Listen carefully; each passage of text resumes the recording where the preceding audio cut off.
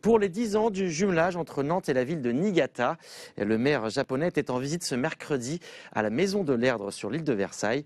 L'occasion de découvrir une exposition photo ainsi que diverses animations sur la culture nippone. Reportage de Jérémy Leclanche.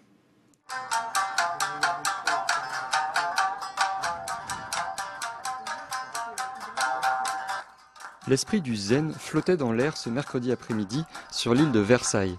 En visite pour 3 jours à Nantes, le maire de Niigata est venu constater et entretenir les liens qui unissent les deux villes.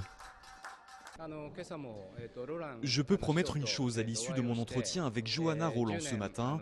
Nous allons profiter de cette symbolique des 10 ans de jumelage pour continuer à faire perdurer les échanges culturels qu'on a eus tout au long de ces années.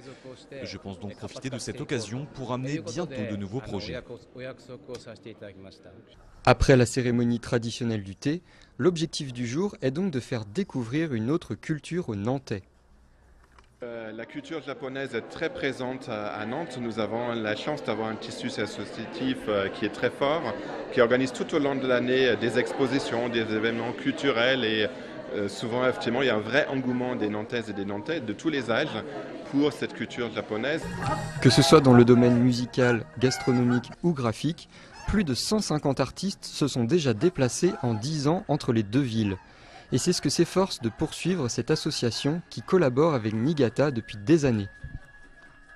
On a fait venir, nous, au nom de l'association Jeunesse France-Japon, AJFJ, 2 joueuses de tanuki nuta, qui est une percussion japonaise traditionnelle en bois, de la région de Niigata, car il y a 5 ans, ils sont venus jouer aussi à Nantes, et ils ont joué notamment au château des Ducs de Bretagne.